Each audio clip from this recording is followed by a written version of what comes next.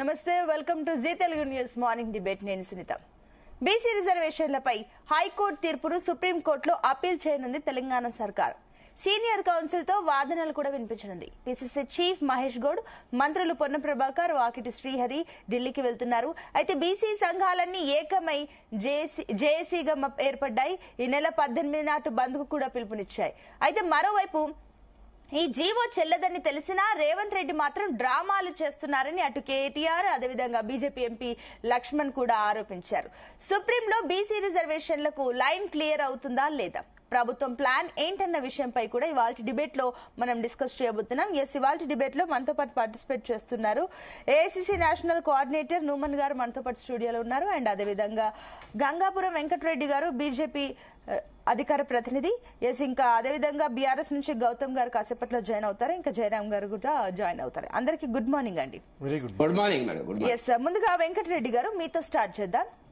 So ఏదైతే ఇప్పుడు BC సంఘాలన్నీ కూడా ఇప్పుడు ఏకతాటిపైకి వస్తున్నాయి, జేసీగా ఏర్పడి 18 కూడా బంద్ పిలుపునిచ్చాయి. అంటే ఇదంతా చూస్తుంటే కూడా బీసీలకు 42% రిజర్వేషన్లు కావాలి అన్న ఇది ఎంత స్ట్రాంగ్ గా ముందుకెళ్తుందో మనం కూడా చూస్తున్నాం. గత కొన్ని రోజులుగా దీని గురించి రాజకీయాలు కానివ్వండి అన్ని కూడా చాలా మారిపోతూ వస్తున్నాయి.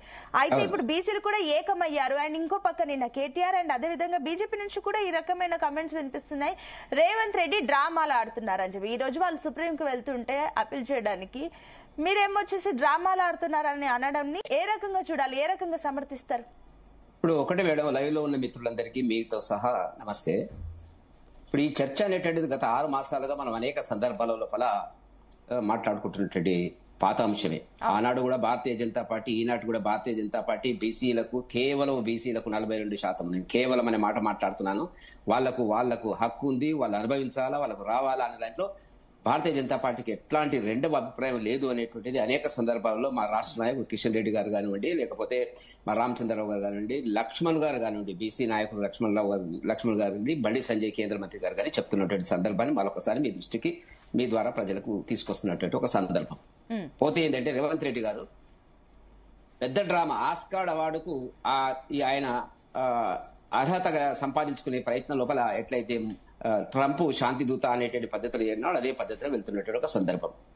42% కామారెడ్డిలో మేము చెప్పాం కాబట్టి అది అమలులోకి రావాలి కాబట్టి అమలు చేయలేనటువంటి ఆ అంశములు అంటే ఏమిటి, న్యాయపరంగా గాని చట్టపరంగా గాని ఇతరత్ర గాని ఒక విధానం లేకుండా చేసినటువంటి వాగ్దానాన్ని కట్టుబడి చేసి అనేక ఉత్తుత్తి జీవోలు ఇచ్చి అది 9, 41, 42 కమిషన్ కూడా, డెడికేటెడ్ కమిషన్ కూడా హైకోర్టు మెట్టకాయలు వేసిన తర్వాత ఆర్ కృష్ణ గారు కోర్టుకు వెళ్ళిన తర్వాత వేసినారు. అంతకుముందే వాళ్ళు సేకరించడం మొదలు పెట్టినారు మేడం. వాళ్ళ రెఫరెన్స్ జీవోలో 9లో 1, 2, 3 చదివేటి మీరు మామూలుగా మనకు ఉన్నటువంటి దాంట్లో ఏంటంటే ఒక 24 రోజుల ముందే సేకరణ ప్లానింగ్ డిపార్ట్మెంట్ ద్వారా సేకరించడం జరుగుతున్నటువంటిది 10/10/2024. నేనేం కొత్తగా ఎప్పటి వాళ్ళు జీవోలో మెన్షన్ చేసింది. 10/10/2024 నాడు సేకరించడం మొదలుపెట్టి డెడికేటెడ్ కమిషన్ హైకోర్టు మెట్టకాయలు వేసిన తర్వాత ఎప్పుడు 4/11/24 నాడు, అంటే 24 రోజుల తర్వాత భూసాని వెంకటేశ్వరరావు గారి కమిషన్ వేసినారు. ఆయన ఊరికే కూర్చున్నారు, టేబుల్ పెట్టినారు, డేటా అంతా వీళ్ళేది ఇచ్చినారు, ఆయన ముందు పెట్టారు, ఇంటర్ప్రెట్ చేయమన్నారు, 42% అన్నారు. 42%కి లెక్కేందో క్యాలిక్యులేషన్ ఉందో ఈ రకంగా మేము కామారెడ్డి లేపినాం కాబట్టి ఆనాడు వచ్చినటువంటి ఖర్గే గారు కానివ్వండి, లేకపోతే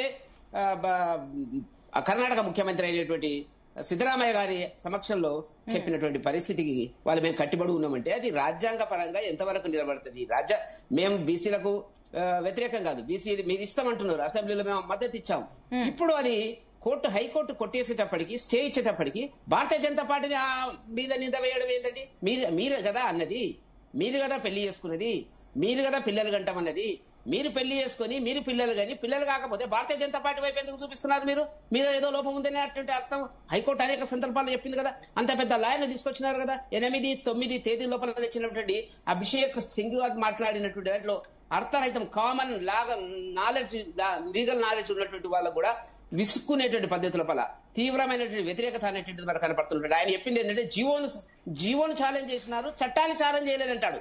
అంత పెద్ద లాయరు. ఆయన ఫీజు ఎంతలో 25 లక్షలు గంటకు ఎంత ఉంటుందంటారు నాకు తెలియదు. కాబట్టి ఆయన ఏమంటాడు, జీవోను ఛాలెంజ్ చేసినారు, చట్టాన్ని ఛాలెంజ్ చేయలేదు కాబట్టి ఇది చెల్లుబాటు కాదు అంటాడు. అది చట్టమే కాలేదు, గవర్నర్ గారు సంతకం పెడితేనే చట్టం అవుతుంది. ఆ బిల్లుకు 42%కి సంబంధించినటువంటిది అంతవరకు చట్టం కాదు. ఒకటి నెంబర్ 1 పాయింట్. రెండవది ఏమంటాడంటే ఆయన డెడికేటెడ్ కమిషన్ చేసినారని జడ్జెస్ అడిగితే డెడికేటెడ్ కమిషన్ చేసినాం అన్నారు. వేసి దాని ఇంటర్ప్రిటేషన్ ఎక్కడ చేసినారు, దాని వివరాలు ఎక్కడ చెప్పినారు, పబ్లిక్ కి మీరు చెప్పారా, ఏ కులం ఎంతో చెప్పారా? మీకు పేజ్ నెంబర్ 2లో జీవోలో 2లో మేడం ఒక మాట చదివి వినిపిస్తాను. After careful consideration of the commission's recommendations and in view of the BC population and their inadequate political representation. Inadequate అంటే వాళ్ళకి తగిన స్థానం రాజకీయంగా లేవు పదవులు అన్నారు. ఓకే, అది ఎక్కడుంది డేటా? మీరు ప్రూఫ్ ఇవ్వాలి కదా. గత ఎన్నికల్లో స్థానిక సంస్థల లోపల ఏ రకంగా వాళ్ళకి అన్యాయం జరిగిందని చూసి చెప్తే దాని కోర్టులో దానికి నిలబడేది కదా. కోర్టు నిలబడకుండా చేసుకున్నారు వాళ్ళే. ఊరికే ప్రచారం కోసం చేస్తున్నటువంటి ప్రచారం చెప్పాలి కదా ఎంత ఉంది ఏందనేది. 2 కోర్టు అడిగింది ABCD కేటగిరీస్ మీరు ఎందుకు చేయలేదు అనేటువంటిది వచ్చినారు. దానికి సమాధానం లేదు, తప్పించుకునేటువంటి సమాధానం. రెండవది ఏంటంటే ఈ జీవో మీరు ఎలక్షన్ షెడ్యూల్ ను గజిట్ చేస్తున్నారా అన్నారు. దానికి రేపు చెప్తాం సమాధానాన్ని పారిపోయినటువంటి పరిస్థితి. లేకపోతే ఆయన అన్నాడు 1-2 సమాధానాలు మా అడ్వకేట్ జనరల్ చెప్తాడు అక్కడ అనేటువంటిది.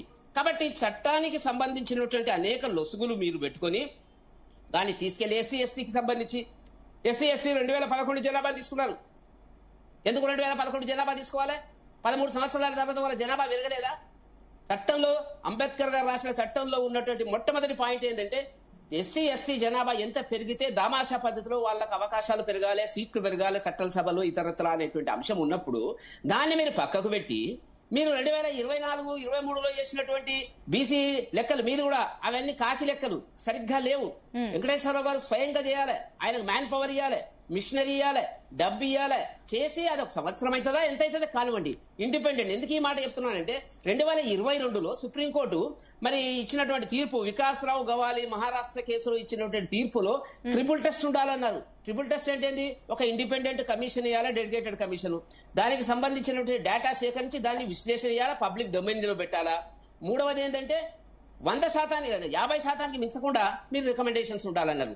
ఇన్ని తీర్పులు ఉన్న తర్వాత గౌరవ ముఖ్యమంత్రి గారు ఆయన్నే న్యాయశాఖ మంత్రి నాకు తెలిసినంత వరకు ఏ శాఖల వరకు అర్థం కాని పరిస్థితులు ఉన్నాయి, అన్ని శాఖలు ఆయన దగ్గరనే ఉన్నాయి. ఆ శాఖ న్యాయశాఖ నిర్వహిస్తున్నటువంటి గౌరవ ముఖ్యమంత్రి గారు దేశంలో ఇచ్చినటువంటి తీర్పులేంది, దీనికి సంబంధించినటువంటి అంశములేంది అని ఆలోచించకుండా మీరు ఏ రకంగా బీసీలకు 42% ఇస్తామన్నారు. కాబట్టి మీరు ఇస్తామంటే మేము కాబట్టి దేశంలో ఇవాళ మార్పులు వచ్చినాయి. భారతీయ జనతా పార్టీ మీరు అంటున్నారు వెంకటరెడ్డి గారు, మీరు అంటున్నట్లు ఈ కమిషన్ ఇండిపెండెంట్ గా లేదు అని చెప్పేసి అంటున్నారా? అంతే కదా. డేటా ఆయన కలెక్ట్ చేసినాడో చెప్పమనండి అడిగింది కదా కోర్టు. అక్కడికి కోర్టు అంతా స్పెసిఫిక్ గా అడగకుండా ఏం చేసింది, మీరు పబ్లిష్ చేసినారా డేటా అన్నారు, మీరు ప్రచురించినారా డేటా అన్నారు. పబ్లిక్ లో డొమైన్ లో ఉండదండి. ఇంతవరకు చెప్పినారా? ఏ క్యాస్ట్ ఎంత ఉందో చెప్పారా? ఆ క్యాస్ట్ ప్రకారంగా మేము ఇవ్వబోతున్నామని చెప్పారా? చెప్పలేదు. 42% అని చెప్పారు. అందులో హిందూ బీసీలంట, ముస్లిం బీసీలంట, రకరకాల ఇంటర్ప్రిటేషన్. ఫస్ట్ టైం నేను ఆమె గౌరవిస్తే ఆమె సెక్యులర్, ముస్లిం బీసీలు చెప్పడం దారుణము. ఒక ముఖ్యమంత్రి ఎందుకు నేను మాట్లాడుతున్నా. దేని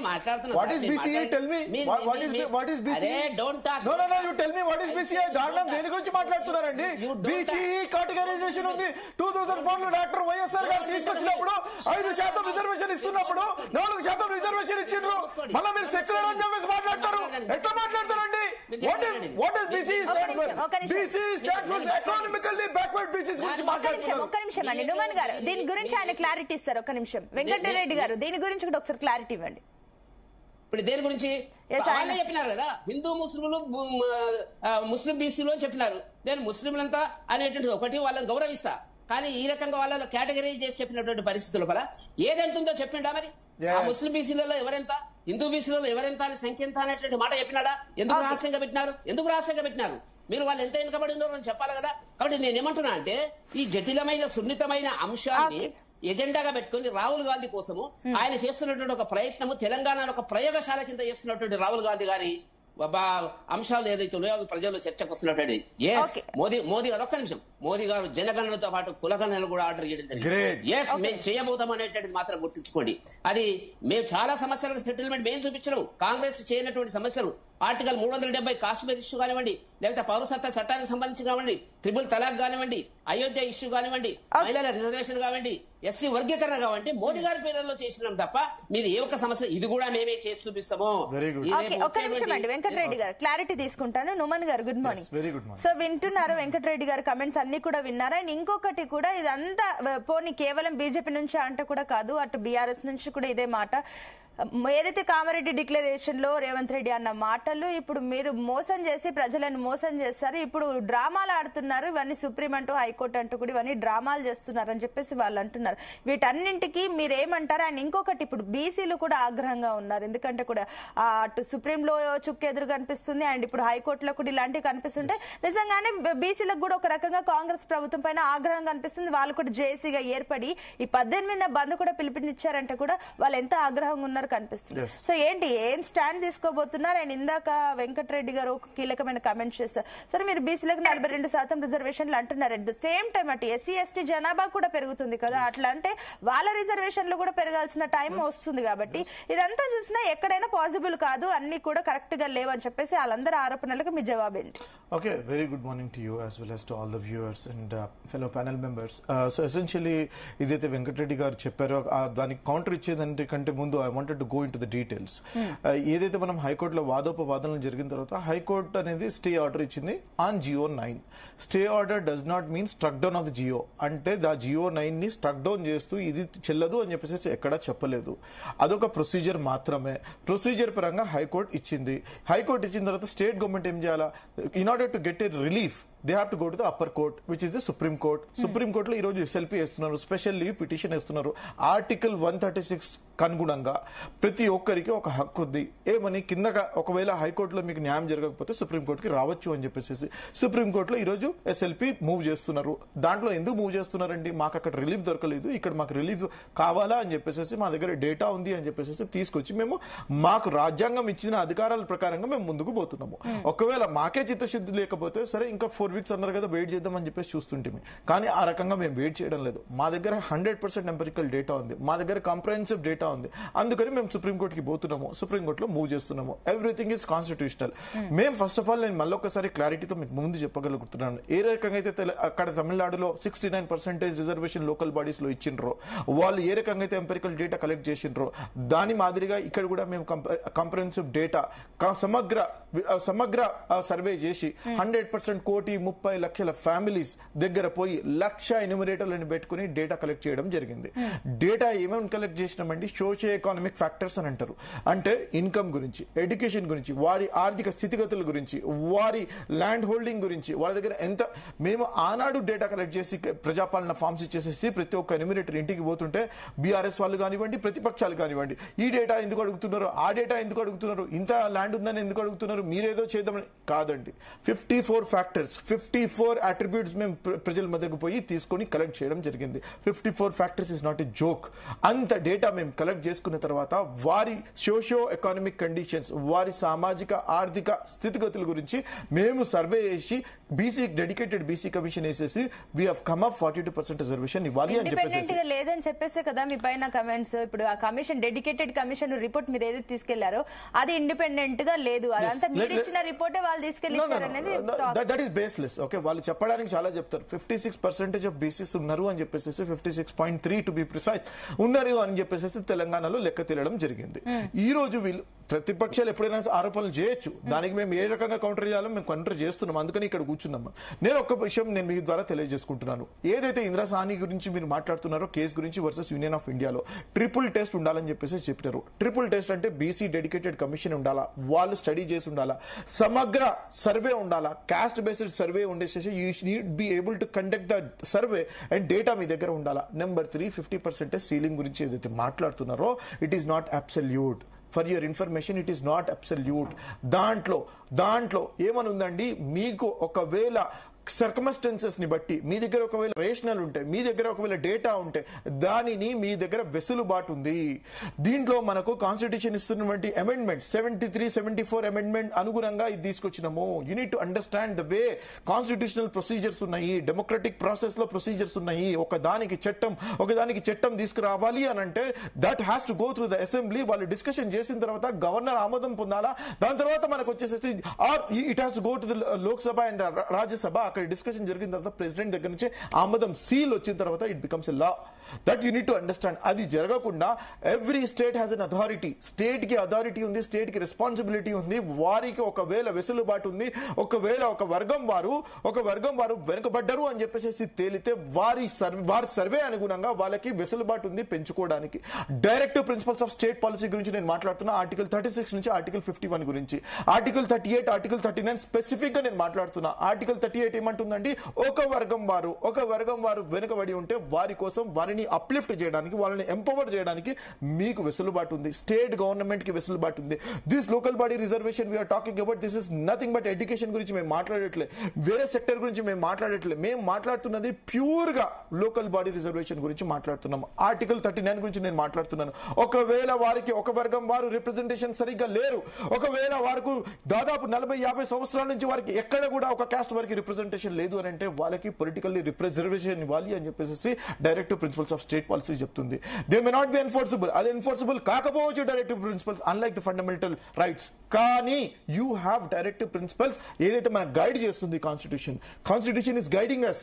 ఏమని చెప్పేసి ఒక వర్గం వారిని వెనుకబడిన వాళ్ళని అప్లిఫ్ట్ చేయాలి అని చెప్పేసి అది చేస్తున్న తరుణం మేము ఈ ట్రిపుల్ టెస్ట్ ఏదైతే చెప్తున్నారో ఈ ట్రిపుల్ టెస్ట్ లో ఎక్కడ ఫెయిల్ అయినామండి? ట్రిపుల్ టెస్ట్ లో 3 పాస్ అయినా మీరు చెప్పొచ్చు భూసాని కమిషన్ మీరు ఇచ్చిన డేటాని చెప్తుంది అని చెప్పేసి. when the time comes for us to prove, మేము సుప్రీం కోర్టులో నిలబడి నిక్కచ్చిగా నికాసుగా 100% ప్రూవ్ చేస్తాము. మా దగ్గర డేటా ఉంది కాబట్టి. 1,30,00,000 మంది data is not a joke. వారికి అర్థం కావాలా 54 పారామీటర్స్ మేము తీసుకున్నప్పుడు it is an vast amount of data. హైకోర్టులో ఏదైతే డిస్కషన్ జరిగిందో it is not a complete discussion. Only constitutional principles గురించి అక్కడ మాట్లాడినరు. You need to understand only constitutional principle గురించి. Now I'm coming to the point of mister Venkatreddy గారు ఏదైతే మాట్లాడుతున్నారో బీజేపీ వర్సెస్ రాహుల్ గాంధీ గారు అని చెప్పేసి. ఎస్, రాహుల్ గాంధీ గారు పాంచ్ న్యాయ్ అని చెప్పేసి 2024 పార్లమెంట్ ఎలక్షన్ ముందు we have come up with a manifesto. ఏమని చెప్పినామండి, దేశంలో మేము అధికారంలోకి వచ్చిన వెంటనే నేషనల్ వైడ్ క్యాస్ట్ సెన్సస్ చేసి ఏదైతే 50% సీలింగ్ ఉందో నేషన్ వైడ్ ప్రతి ఒక్క స్టేట్ లో మేము తీసేస్తామని చెప్పేసి చెప్పినాము. మాకు డెడికేషన్ ఉంది. మేము కామారెడ్డిలో ఇచ్చినటువంటి డిక్లరేషన్ ప్రకారంగా మేము 42% బీసీస్ కి ఇస్తాము రిజర్వేషన్ అని చెప్పిన అనుగుణంగా మేము ప్రభుత్వంలో వచ్చిన వెంటనే we have come up with the survey, we have come up with the dedication commission, we have come up with the factor. మీరు ఏం మాట్లాడుతున్నారండి? బీజేపీ మేము నరేంద్ర మోదీ గారి ప్రభుత్వంలో మేము చేస్తామని చెప్పేసి 11 సంవత్సరాలు మీరు అధికారంలో ఉన్నారు. ఏం చేసిండ్రండి? 11 సంవత్సరాలు మీరు బీసీలకు ఏం న్యాయం చేసినారు? 11 సంవత్సరాలు రోహిణి కమిషన్ వచ్చి మీకు 6 సంవత్సరాలు అయింది రిపోర్ట్ వచ్చి. ఏం చేస్తున్నారని నేను అడుగుతున్నా. మేము సబ్ కేటగిరైజేషన్ గురించి మాట్లాడుతున్నారు. రోహిణి కమిషన్ గురించి మీకు ఏమైనా ఐడియా ఉందా? చెప్పండి సమాధానం. మీ దగ్గర ఉంటే సమాధానం. మీ దగ్గర సమాధానం లేక బీసీల కోసం మీరుకున్నటువంటి 8 మంది ఎంపీలు 2 మినిస్టర్లు ఎప్పుడైనా ముందుకొచ్చి మాట్లాడినరా? ఆర్ కృష్ణయ్య గురించి నేను మాట్లాడుతున్నానండి. అదే ఆర్ కృష్ణయ్య ఎక్కడి నుంచి ఎక్కడికి వచ్చినాడండి? ఆయన వైఎస్ఆర్సీపీ నుంచి ఈరోజు బీజేపీ ఎంపీగా రాజ్యసభలో ఉన్నాడు. ఆయన ఏ రోజైనా అపాయింట్మెంట్ తీసుకొచ్చేసేసి డెలిగేషన్ తీసుకుపోయి సెంట్రల్ లో మాట్లాడే ప్రక్రియ చేసినాడా? ప్రతి ఒక్కరికి వీరికి ఎంతసేపు ఉన్నా సరే రాజకీయ విమర్శలు తప్పితే, రాజకీయ పబ్బం తప్పితే వీళ్ళకి డెడికేషన్ కమిట్మెంట్ లేదు. 100% అని చెప్పేసి ఏదైతే రాహుల్ గాంధీ గారు మాట్లాడినరో నేషనల్ వైడ్ గా సర్వే మేము చేస్తాం, బరాబర్ చేస్తాం, బరాబర్ సీలింగ్ తీస్తాం, బరాబర్ రిజర్వేషన్ ఇస్తాం. మీరు ఈ రాజకీయ విమర్శలు చేస్తూనే ఉండండి. తుమారా ముహ్ కాలా కర్తే रहेंगे लेकिन हम 100% ప్లీజ్ వెయిట్. ఒక నిమిషం వెంకటరెడ్డి గారు, నేను మళ్ళీ వస్తాను నెక్స్ట్ రౌండ్. లింక్ ఇద్దరు ఉన్నారు మాట్లాడాల్సిన వాళ్ళు. పాయింట్స్ నోట్ చేసుకోండి. ఎస్ గౌతమ్ గారు గుడ్ మార్నింగ్ అండి. Good morning madam. జయరామ్ గారు గుడ్ మార్నింగ్. వస్తానండి ఒకసారి గౌతమ్ గారు మాట్లాడిన తర్వాత నేను మీ దగ్గరకు వస్తాను. జయరామ్ గారు. ఎస్ గౌతమ్ గారు, సో ఏదైతే మేము సుప్రీం కోర్టు ముందుకు వెళ్తున్నాం బీసీలకు సంబంధించి 42% రిజర్వేషన్లకు సంబంధించి కూడా మళ్ళీ అక్కడ స్టే లీవ్ తీసుకోవడానికి కూడా అటు రాష్ట్ర ప్రభుత్వం సన్నద్ధం అవుతుంది. అట్ ద సేమ్ టైం వీళ్ళు ఇంత కష్టపడుతుంటే కూడా మీరు వచ్చేసి ఇట్లా డ్రామాలు ఆడుతుంది, మొత్తంగా రేవంత్ సర్కార్ డ్రామాలు తప్ప ఏం లేదని చెప్పేసి కేటీఆర్ కూడా కమెంట్స్ చేస్తున్నారు. ఏంటి దీన్ని ఏ రకంగా సమర్థిస్తారు? మేడం అందరికీ నమస్కారం. నేనేమంటున్నానంటే ఇప్పుడు కాంగ్రెస్ పార్టీ ఈ రోజు మాట్లాడుతుంది కదా, వీళ్ళకి ఏం చేయాలని అంటేనండి ఈ అమ్జద్ ఖాన్ గారికి ఇక్కడ లోకల్ నాంపల్లి కోర్టులో ఒక జడ్జిగా పెట్టాలండి. రేవంత్ రెడ్డి గారికి హైకోర్టులో ఒక మెయిన్ జడ్జిగా పెట్టాలి. ఇక మిగతా ఈ బీసీ మన మహేష్ గౌడ్ గారు కూడా ఉన్నారు కదా, వీళ్ళకి అక్కడ పెట్టాలండి. ఎక్కడ సుప్రీంకోర్టులో మహేష్ గౌడ్ గారికి సుప్రీంకోర్టు జడ్జిగా పెట్టాలండి. అయితే ఇప్పుడు వీళ్ళు చెప్తున్న న్యాయ సూత్రాలన్నీ కూడా వర్తిస్తాయి. ఇప్పుడున్న జడ్జీలు ఎవరు కూడా ఈ రాజ్యాంగాన్ని చదవకుండా ఆర్టికల్స్ చదవకుండా వీళ్ళందరూ అక్కడ జడ్జిలుగా చేస్తున్నారండి. నాకు ఇప్పుడు ఈ కాన్సెప్ట్ చెప్పిన తర్వాత కాంగ్రెస్ వాళ్ళు ఏం చదవకుండా ఆర్టికల్స్ చదవకుండా రాజ్యాంగం చదవకుండా వాళ్ళకి అనవసరంగా జడ్జి పదవులు ఇచ్చిండ్రేమోనని నాకు ఆయన చెప్తుంటే మాట్లాడుతుంటే నాకు ఇప్పుడు అనిపిస్తుంది అనవసరంగా ఇచ్చిండ్రు వీళ్ళకి ఇచ్చి ఉంటే అయిపోయేది అని చెప్పేసి. ఎంత దారుణం మాట్లాడుతున్నారండి. 9th షెడ్యూల్లో చేర్చకుండా 9th షెడ్యూల్లో అమెండ్మెంట్ జరగకుండా ఇది ఎట్టి పరిస్థితిలో ముందుకెళ్ళదని క్లియర్ గా మాట్లాడుకున్న తర్వాత మేము అది చేసినాము ఇది చేసినాము అని చెప్పేసి నేల విడిచి సాము మాట్లాడడం ఎందుకు మేడం? ఎందుకు బీసీని మళ్ళీ మీరు ఇంత దారుణంగా మోసం చేస్తున్నారు? ఎందుకు మాట్లాడుతున్నారు ఇట్లా? అంటే అక్కడ జడ్జీలకు తెలియదా విషయము మాట్లాడడానికి? లేదా ట్రిపుల్ టెస్ట్ ఏంటి అనేది తెలియదా వాళ్ళకు? అదేవిధంగా బీసీ రిజర్వేషన్ ఎంతవరకు పరిమితి చేయాలి? రాజ్యాంగ పరంగా ఎన్ని మనకు రిజర్వేషన్స్ ఉన్నాయి? ఈ రిజర్వేషన్ లో 50% క్రాస్ కాకుండా ఎట్లా చేయాలి, ఏ రకంగా చేయాలని చెప్పేసి అంటే అక్కడ ఉన్న వాళ్ళకి ఎవరికి అర్థం కావట్లేదా, లేకపోతే అర్థమయ్యే ఇట్లా చేస్తున్నారా? అంటే రాజ్యాంగ విరుద్ధమైన అంశాలు కోర్టులు ఎప్పుడైనా తీసుకున్నాయా? తీసుకోవడానికి ఉందా? ఒకవేళ తీసుకోవటానికి ఉంటే గనక ఖచ్చితంగా అది రాజ్యాంగ విరుద్ధమే అవుతుంది తప్ప రాజ్యాంగం అనుకూలం ఎట్లా అవుతుంది చెప్పండి? ఏ రకంగా అవుతుంది చెప్పండి? అంటే ఇప్పుడు ఇవన్నీ పాయింట్స్ ఇవన్నీ స్ట్రాటజీస్ బీఆర్ఎస్ దగ్గర ఉన్నప్పుడు అసెంబ్లీలో మీరు అందరూ కలిసే కదా బీసీలకు 42% రిజర్వేషన్ కి ఆమోదించారు. మీరు అందరూ ఆమోదిస్తేనే కదా ముందుకెళ్ళింది. మరి అప్పుడు ఎట్లా ఆమోదించారు మీరు? ఇవన్నీ లిటిగేషన్స్ ఇవన్నీ స్ట్రాటజీస్ ఉంటాయని తెలిసి కూడా మీరు కూడా అలాగే ద్వంద్వ వైఖరియా? కాదు తప్పు సునీత గారు. మేము వీళ్ళు ఒక ప్రాసెస్ రాజ్యాంగపరమైన ప్రక్రియని ముందుకు కొనసాగిస్తారేమో అని చెప్పేసి అనుకొని మేము దానికి మూవ్ అయినాం. వీళ్ళేం చేస్తున్నారు? నేల విడిచి సాం చేస్తున్నారు. అంటే మీరు కూడా నమ్మారు అన్నట్టు కాంగ్రెస్ గవర్నమెంట్ ని నమ్మారు మీరు కూడా? నమ్ముతాం కదా, గవర్నమెంట్ నమ్ముతాం కదా. అయితే బీసీని ముఖ్యమంత్రి చేస్తా అని చెప్పేసి కల్వకుంట్ల చంద్రశేఖర్ రావు గారు మోసం చేసిండ్రు. ఆ రకంగా మోసం మాత్రం మేము చేయలేదు మిత్రమా.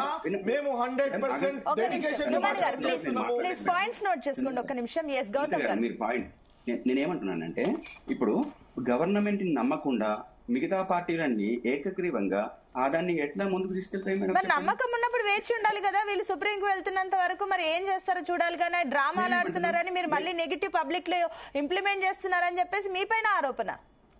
ఎందుకు డ్రామాలు ఆడుతున్నారు అని చెప్పేసి అంటే పార్లమెంట్ లో డిస్కస్ జరగకుండా, పార్లమెంట్ లో ఒక చట్టం చేయకుండా, 9th షెడ్యూల్ అమెండ్మెంట్ జరగకుండా, దాంట్లో చేర్చకుండా ఇవన్నీ జరగవు అని చెప్పేసి తెలిసి కోర్టులు ఏం చేస్తాయి, పార్లమెంట్ ఏం చేస్తుంది అని చెప్పేసి ఏమైనా డిఫరెన్స్ తెలియదా? ఇప్పుడు రాజ్యాంగ పరంగా చట్టపరంగా ఏవైతే చట్టాలు జరుగుతాయో అది అమలు చేయడానికి కోర్టులు ఉన్నాయి మేడం. వాళ్ళ సొంత అభిప్రాయం చెప్పడానికి కాదు.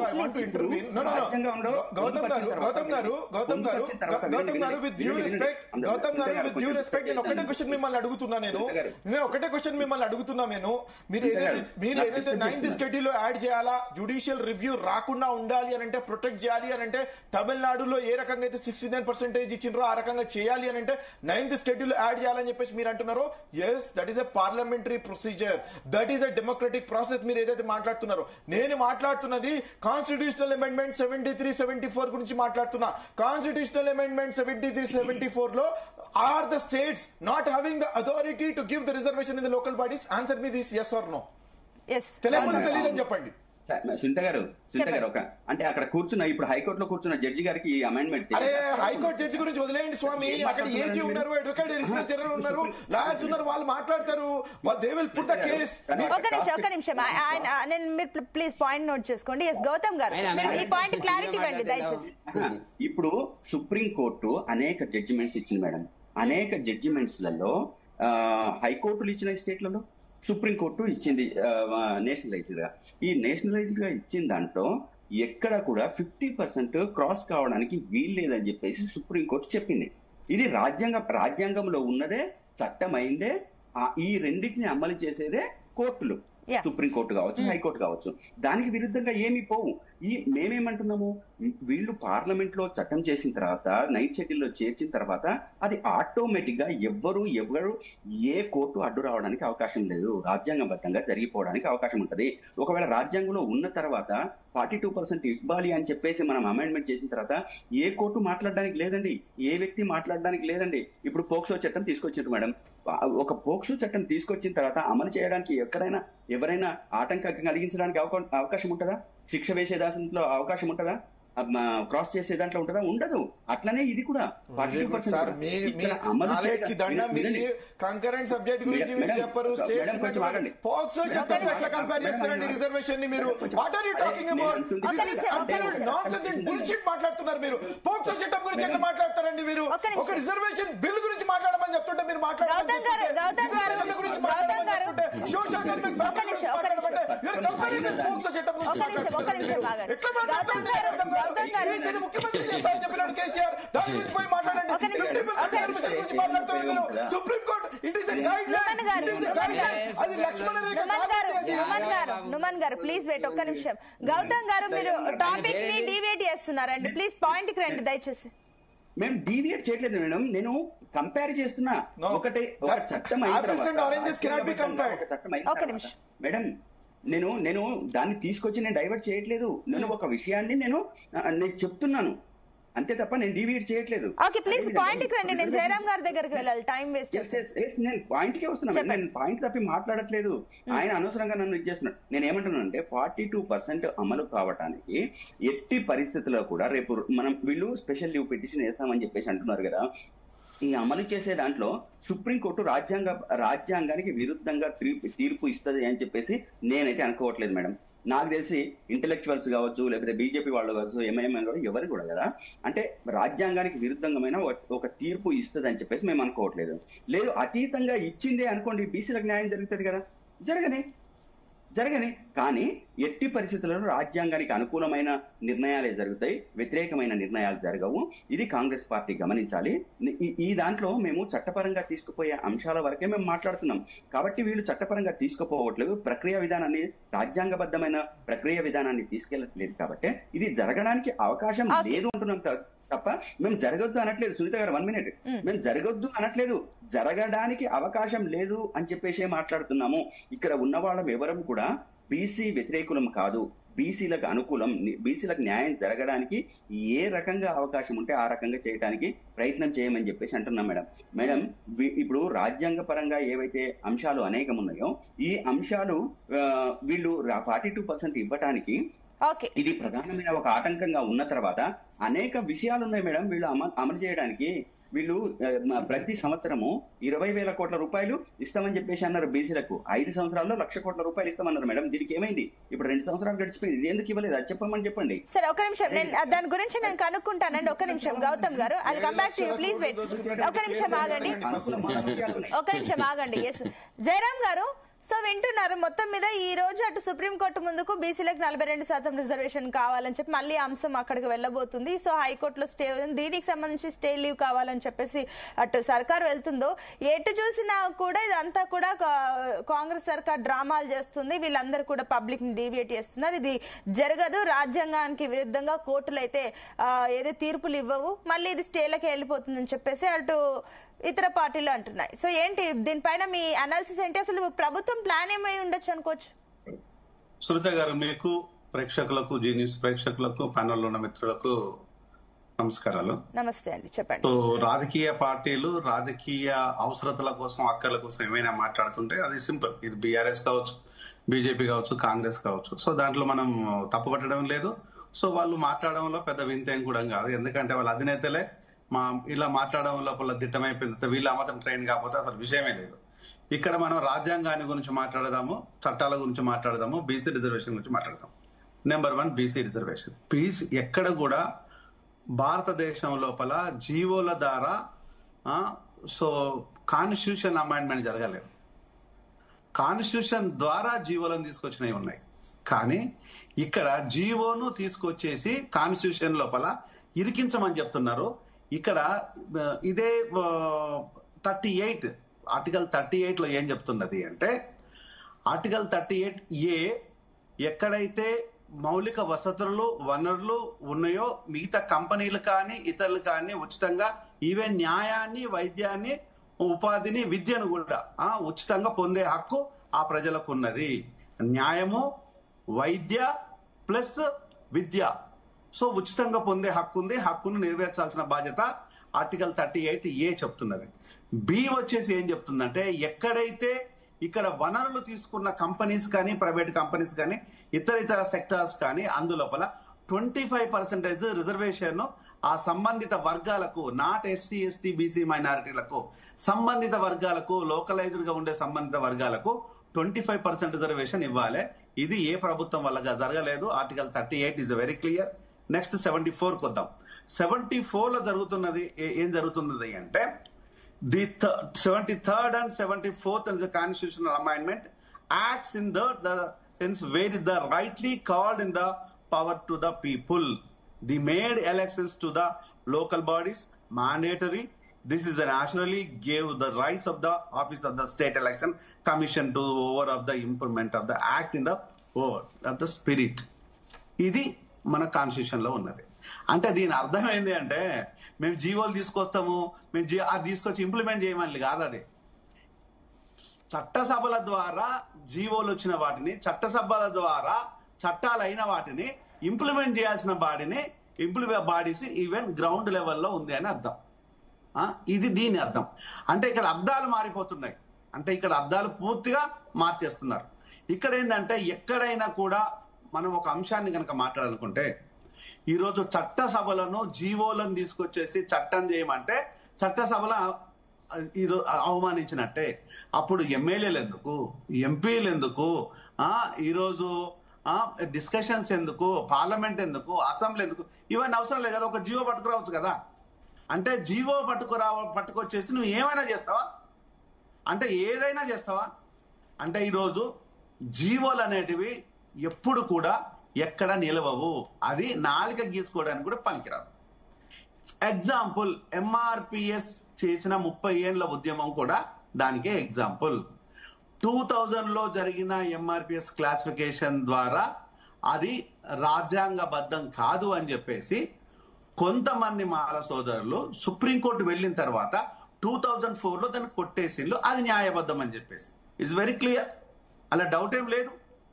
అదే మళ్ళీ దాన్ని తీసుకొచ్చేసిన తర్వాత ఎందుకు అవకాశాలు అవుతుందని చెప్పేసి ఉషా మెహ్రా కమిషన్, రామచంద్ర కమిషన్ కొట్టేసిన తర్వాత ఉషా మెహ్రా కమిషన్ దాటిపోయిన తర్వాత 20 సంవత్సరాలు ఇందులో పంజాబ్ వర్సెస్ స్టేట్ గా వచ్చేసిన తర్వాత అప్పుడు అక్కడ జరిగింది ఇది క్లాసిఫికేషన్. అప్పుడు జరిగింది.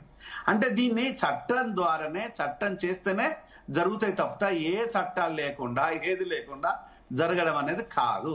ఇది అర్థం చేసుకోవాలి. కానీ అంటే ఒక ఎగ్జాంపుల్ చూపిస్తున్నారు కదండి జయరామ్ గారు. ఇప్పుడు తమిళనాడు ఎగ్జాంపుల్ చూపిస్తూ అక్కడ అయినప్పుడు 50% క్యాప్ దాటినప్పుడు ఇక్కడ ఎందుకు అవ్వదు, మేము దానికే ప్రయత్నిస్తున్నాం అని చెప్పేసి ఇటు కాంగ్రెస్ నేను అక్కడికి వస్తున్నాను. సో ఇది ఇక్కడ వరకు జరిగింది. ఇది ఒక అంశం.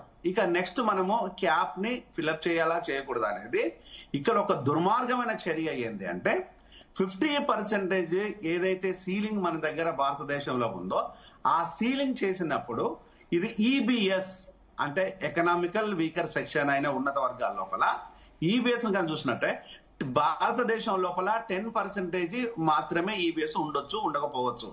కానీ అందులో ఉన్న పేదలు 10% చెప్పేసి ఒక దుర్మార్గమైన చట్టాన్ని పట్టుకురావడం బీజేపీ తప్పిదం.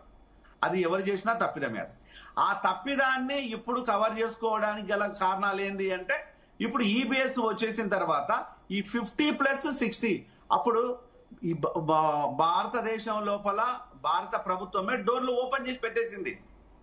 ఏమని, మీరు కూడా కొట్లాడితే మేము చేసుకుంటాం, రేపు మాకు అనుగుణంగా ఉంటే మేము కూడా చేసుకుంటాం. అంటే మీ దగ్గర ఫోర్స్ ఉంటే, కాంగ్రెస్ దగ్గర ఫోర్స్ ఉన్నా, బీఆర్ఎస్ దగ్గర ఫోర్స్ ఉన్నా, లేకపోతే డిఎంకే, అన్నా డిఎంకే ఇట్లాంటి పార్టీలు ఎక్కడ ఫోర్స్ ఉన్నా కూడా ఆ ఫోర్స్ కు తలొగ్గైనా పనిచేస్తాయి. లేదంటే వాళ్ళు కావాలనుకుంటే చేస్తాయి. ఇది ఓన్లీ రాజకీయం మాత్రమే. ఇక్కడ చట్టం లేదు, కాన్స్టిట్యూషనల్ లేదు, కాన్స్టిట్యూషన్ బాడీస్ లేవు, ఇక్కడ ఏమి లేదు. ఓన్లీ మనం అనుకుంటే ఏమైనా చేస్తాం. ఇంతకుముందు వెంకన్న చెప్పింది ఒకటి రైట్. వాళ్ళు అనుకున్నారు కాబట్టి 370 ఆర్టికల్ వచ్చేసింది, ట్రిపుల్ తలాక్ వచ్చేసింది. సో ఏ చట్టమైనా వచ్చేసింది. అక్కడ దాకా ఎందుకు మాట్లాడేవాడికి అర్బన్ నక్సలైట్ అనే చట్టం కూడా వచ్చేసింది. అంటే ఈరోజు చట్టం ఏదైనా చేసుకోవచ్చు. ఎందుకంటే మనం ఉన్నాం కాబట్టి మనం ఏమైనా చేసుకోవచ్చు. ఇక్కడ జరుగుతున్నది ఏంది, ఇవి కావు. కాంగ్రెస్ చెప్తున్న స్టోరీ కరెక్ట్ కాదు, బీజేపీ వినిపిస్తున్న స్టోరీ కరెక్ట్ కాదు. ఇక్కడ జరుగుతున్న విషయం ఏంటంటే మీరు ఏదైనా చెయ్యాలి అనుకున్నప్పుడు దాన్ని రాజ్యాంగ పరంగా మౌలిక సదుపాయాలను చూసేసి అక్కడ ఉండే పరిస్థితులను బీసీలను మనం చెప్తున్నట్టయితే ఏ బీసీల గురించి అయితే మాట్లాడుతున్నామో వాళ్ళ వెనుకబాటుతనాన్ని మీరు ఎక్కడ డిస్క్రిప్షన్ లో రాయలేదు. అది ఎందుకు రాయలేదు? ఇక్కడ 54 మెజర్మెంట్స్ లోపల సేకరించడం వేరు, దాన్ని పంచనామా అంటారు. ఒక చచ్చిపోయిన తర్వాత ఓ వ్యక్తి వాళ్ళు చెప్పిన స్టేట్మెంట్లకు ప్రభుత్వ అధికారులు పంచనామా చేస్తారు. పోలీస్ డిపార్ట్మెంట్ అక్కడ స్టేషన్ హౌస్ ఆఫీసర్ కావచ్చు, లేదు అనుకుంటే మిగతా హోదాలో ఉన్న ఎవరైనా కూడా ఆ సంబంధిత కేసును బట్టి ఆ ఐఓ వచ్చి పంచనామా చేస్తారు. ఆ పంచనామా ఇక్కడ జరగలేదు, తమిళనాడులో జరిగింది. ఇదే డిఫరెన్స్. ఇక్కడ జరగలేదు, అక్కడ జరిగింది. అక్కడ జరిగిన విషయం ఏంది? అక్కడ జరిగిన విషయం ఏంటంటే అప్పుడు పివి నరసింహారావు గారి ప్రభుత్వానికి రిక్వైర్మెంట్ ఎవరితోనుంది? జయలలిత గారితో ఉంది. కాబట్టి జయలలిత గారు, కరుణానిధి గారు ఒకటి అయ్యారు. మా ప్రజల కోసం మేము దేనికైనా సిద్ధం, సపోర్ట్ చేయడానికి సిద్ధం అని చెప్పేసి అప్పుడు వీక్ గా ఉన్న గవర్నమెంట్ కు సపోర్ట్ గా నిలవడంతో 3 నెలల్లో 9th షెడ్యూల్లో చేర్చి దాన్ని చట్టంగా చేసి ప్రజల దగ్గర తీసుకెళ్లారు. ఆ తీసుకెళ్లింది కూడా వన్ మోర్ కైండ్ ఇన్ఫర్మేషన్, ఎస్సీలకు వచ్చేసి 18%, యాజ్ యూజువల్ గా టోటల్ వచ్చేసి 69% చేశారు.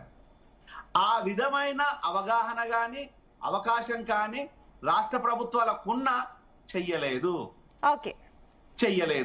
ఇప్పుడు ఇదే కనుక బీజేపీ కనుక చెయ్యాలనుకుంటే వాళ్ళ రాష్ట్ర ప్రభుత్వాలు కేంద్ర ప్రభుత్వాలు ఉన్న దగ్గర చెయ్యొచ్చు కదా. మరి అంతకుముందు కాంగ్రెస్ ప్రభుత్వం 10 ఏళ్ళు ఉన్నది కదా, అప్పుడెందుకు చెయ్యలేదు? అంటే ఇవన్నీ ఓన్లీ పొలిటికల్ ఎజెండా. ఇది పొలిటికల్ ఎజెండాలో భాగంగా ఉన్నట్టు అవుతే వీళ్ళు తండగా వస్తుంటే మనం ఓట్లు గుద్దుకొని వద్దాం అంతే. ఇది ఇంతకు మించి ఏం లేదు.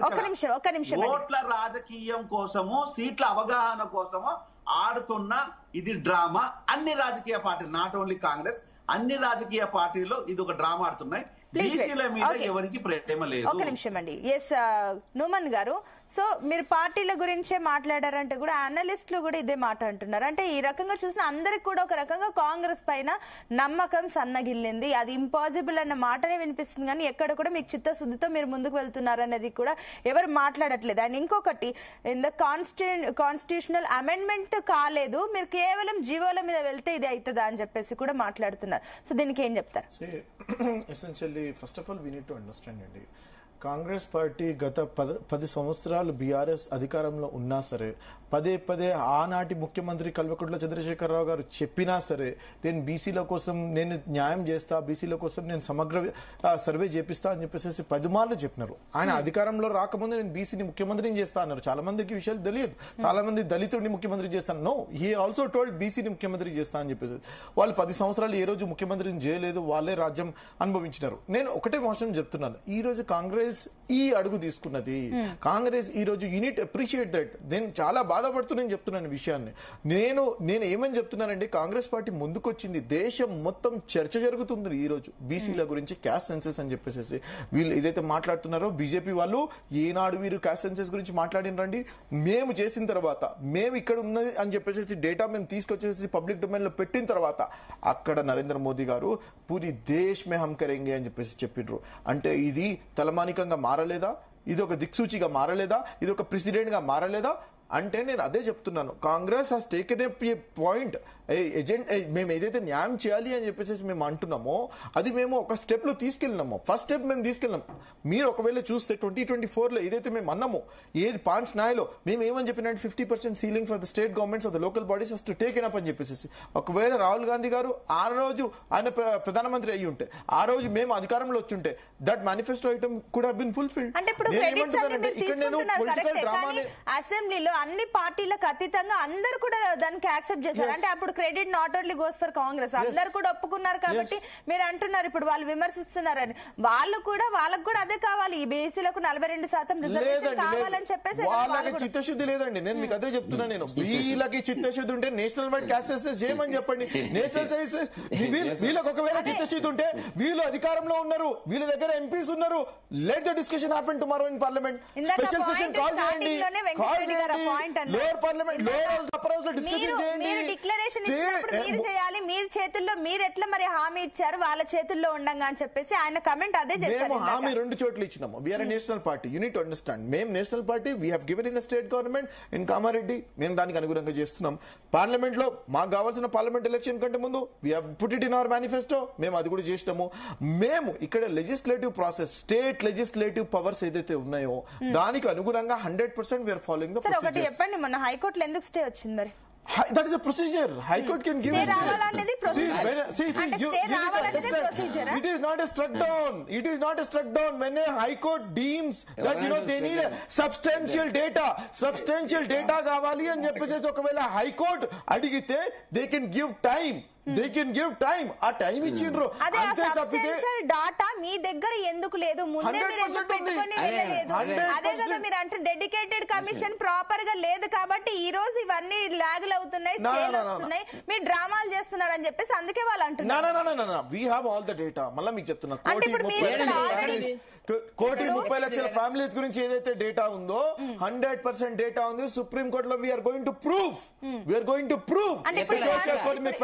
ఇప్పుడు సబ్స్టిట్యూషనల్ డేటా ఉందా? ఇప్పుడు సుప్రీం కోర్టులో ఇప్పుడు మీరు ఏదైతే హైకోర్టులో స్టే వచ్చింది కదా, ఎందుకు దీన్ని ఇప్పుడు మీరు ప్రూవ్ చేస్తారా సుప్రీం లో? 100%. ఎట్లా ప్రూవ్ చేస్తారు? ఇక్కడ చేయాల్సిందే కదా. ఇక్కడ ఎందుకు అవ్వలేదు? ఇప్పుడు వెంకటరెడ్డి గారు మీరు ఇంత సీనియర్ పర్సన్, ఎందుకండి వెనకాల నుంచి మీరు రన్నింగ్ కామెంటరీ?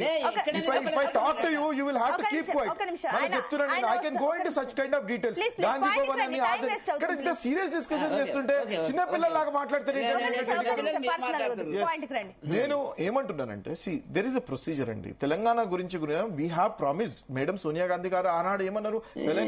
తెలంగాణ పిల్లలు ఇక్కడ చనిపోతున్నారు, మేము ఇస్తాము, తెలంగాణ స్పెషల్ స్టేట్ ఇస్తాము, తెలంగాణని డివైడ్ చేస్తాము ఆంధ్ర నుంచి అని చెప్పేసి మేము వాగ్దానం ఇచ్చినాము. దానికి ఒక ప్రొసీజర్ ఉంటుంది. There is an elaborated discussion జరుగుతుంది. 2014 లో జరిగింది. నేను ఏమంటున్నాను, everything depending upon the subject. If it is a bigger subject, it needs a larger discussion. ఇది స్టేట్ తెలంగాణ ఒకటే కాదండి. తెలంగాణ ఒకటే కాదండి, ప్రతి ఒక్క రాష్ట్రంలో ఇది జరగాల. It is a concurrent subject. It is not a smaller subject. చిన్న చట్టం తీసుకొచ్చేసి చేయడానికి ఒక డిపార్ట్మెంట్ కి చెందినటువంటి కాదండి. ఇది ప్రతి ఒక్క రాష్ట్రంలో ఓబీసీలు ఉన్నారు, ప్రతి ఒక్క రాష్ట్రంలో బీసీల కోసం న్యాయం జరగాల, దేశం మొత్తంలో బీసీలకు న్యాయం జరగాల అంటే దీని గురించి ఎలాబొరేటెడ్ డిస్కషన్ జరగాల. సుప్రీం కోర్టు గానీ హైకోర్టు గానీ takes all this into consideration. వాళ్ళు జడ్జ్మెంట్ ఇలాగే ఇచ్చేయరండి, వాళ్ళు తీసేయాలి ఇచ్చేయాలి అని చెప్పేసి. There is enormous discussion will happen, debate should happen. అదే పాయింట్ ఏంటంటే కూడా మీరు హైకోర్టులో ఏదైతే వాదిస్తున్నప్పుడు మీ దగ్గర ఇవన్నీ పాయింట్లు ఉన్నప్పుడు హైకోర్టులో తెలుసుకోవచ్చు కదా, సుప్రీం దాకా వెళ్లాల్సిన అవసరం. ఈవెన్ సుప్రీంకి వెళ్ళినప్పుడు మళ్ళీ అదే అంటది, హైకోర్టులో ఉండగా మీరు ఇక్కడికి రావాల్సిన అవసరం లేదని నేను చెప్పాను. అవన్నీ తెలిసి కూడా సరే చూద్దాం. ఒక్క నిమిషం గౌతమ్ గారు, ఒక్క నిమిషం. వెంకటరెడ్డి గారు అప్పటి నుంచి వెయిట్ చేస్తున్నారు, ప్లీజ్ వెయిట్ ఒక్క నిమిషం. నేను వెంకటరెడ్డి గారు మాట్లాడిన తర్వాత నోమన్ గారికి ఒక ప్రశ్న అడుగుతాను మేడం. ఒక్క ప్రశ్న చెప్పండి. నేను ఇందాక ఒక కీలకమైన అంశము జయరాం సార్ చెప్పారు. ఏంటి? జీవోలు చట్టాలని చేస్తాయా, చట్టం ద్వారా జీవోలు వస్తాయా? ఇదే పాయింట్ నేను అడిగాను, ఆయన క్లారిటీ ఇస్తా అన్నారు. ఒక్క నిమిషం, ఈ పాయింట్ నేను అడిగాను, జయరాం గారు అన్నారని చెప్పి నేను కూడా అదే పాయింట్ అడిగాను. ఒక్క నిమిషం వెంకటరెడ్డి గారు, సో మీ పాయింట్ ఇందాక సబ్మిషన్ మెన్షన్ చేశారు కదా. సబ్మిషన్ కాదు మేడం, ఇప్పుడు కాంగ్రెస్ మిత్రులు మాట్లాడుతున్నటువంటి దాంట్లో ఏంటంటే ట్రిబుల్ టెస్ట్ అనేటువంటిది మేము పూర్తి చేసినాం అన్నాడు. ట్రిబుల్ టెస్ట్ లో ఆయన చెప్పినాడు, number 1 dedicated commission. Dedicated commission కంటే ముందే వీళ్ళు డేటా కలెక్ట్ చేస్తారు, డేట్లు ఉన్నాయి చెప్తూనే ఉన్నా. 24 రోజుల తర్వాత డేటా ఆల్రెడీ ప్లానింగ్ డిపార్ట్మెంట్ ద్వారా వాళ్ళు చేయకూడదు. డెడికేటెడ్ కమిషన్ యొక్క హక్కు, అది బాధ్యత. అమ్మా నేను ఇంతకుముందు చెప్పినట్టుగా చేయలే, అక్కడ పొరపాటు జరిగింది. సరే చేసినారు, చేసిన తర్వాత ఆ డేటాని ఇప్పటి వరకు కూడా పబ్లిక్ డొమైన్ లో పెట్టకుండా మేము సుప్రీంకోర్టులో చెప్తాము.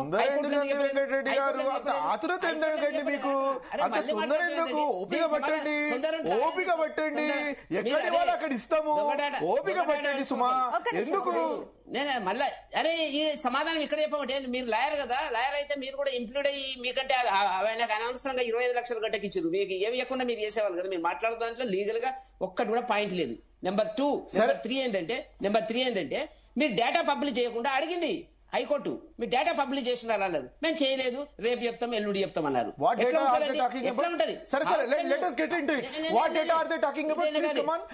మీరు సమాధానం చెప్పండి. వాట్ డేటా, ఏ డేటా అడిగినారు? డేటా చెప్పకండి మీరు. 56.3% చెప్పేసి కేటగారికల్ గా చెప్పినాం. ఇంకే డేటా అడిగినారు హైకోర్టు? చెప్పండి, మీరు చెప్పండి. ప్రజలందరూ చూస్తున్నారు, వ్యూవర్స్ చూస్తున్నారు. లెట్ us bring డిస్కషన్ చేద్దాం సార్, చేద్దాం. మీరు చెప్పండి అరే నేను మాట్లాడే ఏ డేటా గురించి చెప్పండి. ఏ డేటా గురించి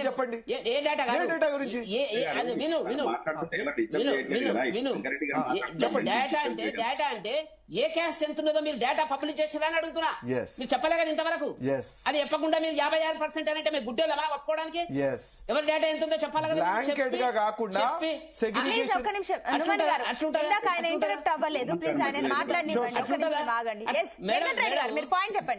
సునీత గారు డేటా పబ్లిష్ చేసినాం అంటున్నారు. ఏ క్యాస్ట్ ఎంత ఉందో చెప్తే కదా మాకు అర్థమయ్యేది. వాళ్ళు ఎందుకు పడ్డారా ముందు పడ్డారా అనేటువంటిది చెప్పకుండా మేము 56% చెప్పినాము.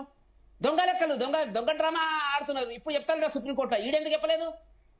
డేటా ఏమన్నా ఇంటర్ప్రిట్ చేసి ట్రిపుల్ టెస్ట్ లో ఏమన్నాడంటే మీ డేటా ఇంటర్ప్రిట్ చేసి వాళ్ళకి ఎంత రావాలో చెప్పండి అని నన్ను చెప్తున్నారు. ట్రిపుల్ టెస్ట్ పాస్ అయినామని చెప్పేసి ఎట్లా పాస్ అయ్యారు? 35 మార్కులు కూడా రాలేదు. అది అసలు డిస్క్వాలిఫై అయిపోయినారు. ఇప్పుడు చెప్పాలి కదా హైకోర్టులో. ఆయన ఏమంటుండే ఇప్పుడు సుప్రీంకోర్టులో చెప్తామంటున్నాడు. రెండవది ఆయన తెలంగాణ గురించి మాట్లాడుతుంది. తెలంగాణ ఇచ్చినమని 1969లో మీరు పుట్టినరోజు నాకు తెలియదు, నేను విద్యార్థిగా ఉన్నాను. 369 మందిని పిట్టలాగా కాల్చింది ఇందిరాగాంధీ. తర్వాత మొన్న 1500 మంది బీజేపీకి ఇందిరాగాంధీ జవహర్లాల్ నెహ్రూ, ఇందిరాగాంధీ జవహర్లాల్ జపం చేస్తేనే మీ పప్పం గడుస్తుంది. చెప్పాలా ఇందిరాగాంధీ జంజు నెహ్రూ జపం చేయండి. ఎట్లా మాట్లాడతారు? ప్రతిసారి దాని గురించి మాట్లాడేది మీకు. దేశ పురోగతి గురించి, దేశ డెవలప్మెంట్ గురించి, దేశం ఎటువైపు పోతుంది దాని గురించి మాట్లాడాల్సిన పని ఉంటుంది మీకు. వెంకటరెడ్డి గారు please come to the point అండి. నేనేమంటున్నా అంటే నేను కమ్ టు ది పాయింట్ వస్తా. ఆయన తెలంగాణ ఇచ్చినమని చెప్తే నాకు మండుతుంది. నేను అప్పటి నుంచి దేశ ప్రజలందరికీ తెలుసు, 4 కోట్ల తెలంగాణ ప్రజలకు తెలుసు మేడం సోనియా గాంధీ ఇచ్చిందని. మీకు మండితే మీరు పోయి చెల్ల దగ్గర కూర్చోండి, మీరు ఐస్ మీద కూర్చోండి. అంతేగాని మండుతుంది ఎట్లా మాట్లాడతారంటే నాకు అర్థం కాదు. కేసీఆర్ చేసి కుటుంబ సమేతంగా మేడం సోనియా గాంధీ దగ్గర పోయినరు, అసెంబ్లీలో మాట్లాడారు. మేడం సోనియా గాంధీ చర్మ వల్లనే వచ్చిందని చెప్పేసి ఎట్లా మాట్లాడతారండి మీరు? నాకు అర్థం కాదు. మీకు మండుతుంది. వెంకటరెడ్డి గారు మీరు లేవనెత్తితే బీసీ వర్గము అనేటువంటిది ఇష్యూ అనేటువంటిది భారతీయ జనతా పార్టీ టేకప్ చేసింది, జనగణన అనేటువంటిది. మీరు చాలా సమస్యలు లేవనెత్తకుండా మేము పరిష్కరించడము. ఇప్పుడు పరిష్కరించేటువంటి నైతిక బాధ్యత భారతీయ జనతా పార్టీ మోదీ గారి ఆధ్వర్యంలో జరగబోతుంది. అంశం ఏది కూడా అటు బీజేపీ తీసుకురాలేదు. అంశం తీసుకొచ్చిన తర్వాతనే అప్పుడు మీకు ఆలోచన వచ్చింది మీరు చేయబోతున్నారని చెప్పేసి ఆయన కమెంట్ చేశారు. సునీత గారు ఒక్క నిమిషము 400 కోట్లు ఖర్చు పెట్టి పక్కనున్న కాంగ్రెస్ ప్రభుత్వమే అక్కడ ఉన్నది కర్ణాటక చేసిన తర్వాత ఏం జరిగిందో చెప్పమనండి. అది వీలు కాదని వాళ్ళకి అర్థమై సపరేట్ కూకున్నారు. దాని ప్రాసెస్ పద్ధతి ఉంది. అది మేము చేస్తాం, భారతీయ జనతా పార్టీ చేస్తాం, మోదీ గారు చేస్తాం. ఓకే అండి. ఎస్ గౌతమ్ గారు సో మీ పాయింట్ ఏంటి ఇక్కడ? మీరు కూడా వెంకటరెడ్డి గారి మాటలకు ఏకీభవిస్తున్నారా? మేడం ఇప్పుడు వెంకటరెడ్డి గారు మాట్లాడినా, జయరాం గారు మాట్లాడినా, నేను మాట్లాడినా, ముగ్గురం ఏం మాట్లాడుతున్నాము? ఒక ప్రాసెస్ పరంగా జరగాల్సిన అంశము జరగట్లేదు. అది జరిగితే బీసీలకు రిజర్వేషన్ వస్తుంది అని చెప్పేసి అంటున్నాం. దానికి అనేక ఉదాహరణలుగా ఇప్పుడు తమిళనాడు ఉదాహరణ ఇస్తున్నాము. ఇప్పుడు ఒకటేమో అయినది తమిళనాడు మేడం, కాకుండా ఇంప్లిమెంటేషన్ కి వెళ్తే గుడ్డిగా మేము అమలు చేసుకుంటూ పోతామని చెప్పేసి అనంటే మహారాష్ట్రలో ఏం జరిగింది? ఎన్నిక అయిన అంశాలు కూడా ఎన్నిక అయిన తర్వాత కూడా మొత్తం ఎలక్షన్ రద్దు చేసింది మహారాష్ట్ర హైకోర్టు. ఈ విషయాన్ని వీళ్ళు ఎందుకు మర్చిపోతున్నారు? అదే విధంగా ఇప్పుడు కాంగ్రెస్ పార్టీ దగ్గర ఇప్పుడు నిజంగా కూడా హైకోర్టులో కరెక్ట్ వాదనలే చేసింటే ఇప్పుడు నెల రోజుల ప్రాసెస్ ఎందుకు లేట్ అయ్యేది మేడం? బీసీలకు ఇప్పుడే న్యాయం జరిగేది కదా. ఇప్పుడు ఇక్కడే కరెక్ట్ ప్రజెంట్ చేసింటే మళ్ళా సుప్రీంకోర్టుకి ఇవాళకి వెళ్తే అంటే ఈ వారం రోజులో 10 రోజులో నెల రోజులో ఇబ్బంది కాకుండా ఉండి మనం ఎలక్షన్కి వెళ్ళిపోయే వాళ్ళం కదా. మా దగ్గర డేటా ఉంది, మేమంతా కరెక్ట్ చేసినాము. కరెక్ట్ చేసిన తర్వాత కొట్టేయడానికి కోర్టుకి ఏమైనా కళ్ళు లేవా, చెవులు లేవా? రాజ్యాంగం లేదా? ముఖ్యంగా రాజ్యాంగం ఉంది. ఆ రాజ్యాంగబద్ధంగానే తీసుకెళ్ళిండ్రు. వాస్తవ విషయాల్ని పక్కన పెట్టి బీసీలకు ఒక భ్రమలలో ఉంచటానికి ఒక సీరియస్ ప్రయత్నము ఈ రోజు మహేష్ కుమార్ గౌడ్ ఆ బీసీ సామాజిక వర్గం నుంచి వచ్చిన పెద్ద మనిషి దగ్గర నుంచి పొన్నం ప్రభాకర్ దాకా కింద బీసీ వర్గాల్లో ఉన్న ప్రతి నాయకుడు, కాంగ్రెస్ లో ఉన్న ప్రతి నాయకుడికి తెలుసు మేడం. వితౌట్ ప్రాసెస్ రాజ్యాంగపరమైన ప్రక్రియ జరగకుండా ఈ రిజర్వేషన్ అమలు కాదని కాంగ్రెస్ పార్టీకి తెలిసినా వీళ్ళు ప్రజల్ని మోసం చేయడానికి చేస్తున్న ప్రయత్నం తప్ప ఇంకొకటి కాదు కాదు కాదు. మేము ఖచ్చితంగా చెప్తున్నాము, మేము 100% బీసీలకు రిజర్వేషన్ ఇవ్వాలి అని అంటున్నాము. అది ప్రక్రియ పరంగా ఇవ్వాలి అని అంటున్నాము. ఈ రోజు నేను గతంలో చాలాసార్లు చెప్పిన, మీరు ఈ రిజర్వేషన్ అంశాన్ని కదిలించి ముందుకు తీసుకెళ్లేరు కదా, మీరు ఈసారి కాకపోని ప్రాసెస్ లో పడ్డది కాబట్టి ముందు ఎలక్షన్కి వెళ్ళండి అని అన్నాం. ఇప్పుడు హైకోర్టు అదే తీర్పు ఇచ్చింది. ఏమని? మీరు 50% కాకుండా మీరు ఎలక్షన్కి వెళ్ళండి అని చెప్పేసి అన్నది. ఎందుకంటే ఇది ఒక ప్రాసెస్ మొదలైంది. బీసీ వర్గాల్లో ఒక చర్చ మొదలైంది, పొలిటికల్ పార్టీస్ లో ఒక చర్చ మొదలైంది, ఇంటెలెక్చువల్స్ లో ఒక చర్చ మొదలైంది. ఈ ప్రక్రియ ఇక ఖచ్చితంగా ఆగదిగా ఏదో ఒక దగ్గర ఖచ్చితంగా 9th షెడ్యూల్ చేర్చడం కోసం ఖచ్చితంగా ఒక కార్నర్ కు బీజేపీ పార్టీకి నెట్టాల్సిన పరిస్థితి, నెట్టివేయబడ్డ పరిస్థితి వచ్చేసింది. కాబట్టి ఈ రోజు అమలు కాకపోవచ్చు, కానీ ఇంకో 5 ఏళ్ల తర్వాత అయినా ఖచ్చితంగా అమలవుతుంది. ఎందుకు అమలవుతుంది అని చెప్పేసి అంటున్నానంటే, ప్రాసెస్ జరగడానికి మీరు ఎందుకు చేయట్లేదని ఈ చర్చ జరుగుతుందిగా. ఒకవేళ వీళ్ళు చేయకపోయినా రేపు కాంగ్రెస్ గవర్నమెంట్ సెంటర్ లో వచ్చినా వాళ్ళు చేస్తారు. Thank you, Gautam garu. Thank you. Let us vote for Congress. Let us vote Rahul Gandhi as the Prime Minister of India. Thank you for acknowledging. Thank you so much. I appreciate it. Yes, ప్రతి ఒక్కరు ముందుకు రావాలా. 4 కోట్ల తెలంగాణ ప్రజలు, 125 కోట్లు India భారతదేశ ప్రజలందరూ కాంగ్రెస్ పార్టీకి ఓటేసి రాహుల్ గాంధీ గారిని ప్రధానమంత్రి చేసినప్పుడే సామాజిక న్యాయం జరుగుతుంది. 100% Rahul Gandhi is the messiah. 100%. Yes, Congress has to come into power in 2017. We are going to secure. Rahul Gandhi is going to become the Prime Minister of India for the future. ఒక నిమిషం మనం ఏమీ ఓట్లు అడగడానికి డిబేట్ కి రాలేదు. జయరామ్ గారు ఒక నిమిషం అండి. జయరామ్ గారు సో మీరు ఏం చెప్తారు? క్లియర్ గా వాళ్ళు ఒకవేళ కాంగ్రెస్ కు సంబంధించి రాహుల్ గాంధీ ప్రైమ్ మినిస్టర్ అయితే తప్ప బీసీలకు సంబంధించి 42% రిజర్వేషన్ అమలు అవ్వదా? క్వశ్చన్ కి నేను ఆన్సర్ తీసుకుంటాను. జయరామ్ గారు. ఇప్పుడు ఇట్స్ కరెక్ట్. ఎవరైతే సెంట్రల్ గవర్నమెంట్ లో ఉన్నారో ఐదర్ కాంగ్రెస్ ఐదర్ బీజేపీ, వాళ్లకు మాత్రమే ఆ ఛాన్సెస్ ఉన్నాయి, వాళ్ళు చేయడానికి స్కోప్ ఉంది. ఇక్కడ సెంట్రల్ గవర్నమెంట్ ఉన్నంత మాత్రాన స్టేట్ గవర్నమెంట్ కోఆపరేట్ చేస్తుందన్న అవకాశాలు లేవు, 0. ఎందుకు అంటే ఎప్పుడైనా కూడా భారతదేశం లోపల 2 ఉన్నాయి నేషనల్ పార్టీస్, ఒకటి కాంగ్రెస్, రెండవది బీజేపీ. కాబట్టి ఆ 2 కలిసి పనిచేయవు, కాబట్టి ఇది జరగదు. ఈ టర్మ్ కి అయితే జరగదు. ఇక నెక్స్ట్ ఒకవేళ మీరు అన్నట్టుగా రాహుల్ గాంధీ ప్రధానమంత్రి అయితే అప్పుడు కాంగ్రెస్ ఇక్కడ వస్తే, ఎందుకంటే ఈలోపు మన వాళ్ళంతా సక్సెస్ఫుల్ గా కాంగ్రెస్ చంపేస్తున్నారు కదా, అప్పటి వరకు వస్తే చూద్దాం. అప్పుడు కాంగ్రెస్ అక్కడ వచ్చినా కూడా ఇక్కడ కూడా డౌట్ఫుల్ స్టోరీ కాబట్టి మళ్ళీ అప్పుడు కూడా జరగకపోవచ్చు. ఎప్పుడు కూడా స్టేట్ గవర్నమెంట్ సెంట్రల్ గవర్నమెంట్ ఒకటే ప్రభుత్వం, ఒకటే పార్టీ ప్రభుత్వమే ఉండాలి. అప్పుడు పాసిబిలిటీ ఉంది. అది బీజేపీ అయినా కావచ్చు, లేదు అనుకుంటే కాంగ్రెస్ అయినా కావచ్చు. ఇది మీరు అడిగిన ప్రశ్న.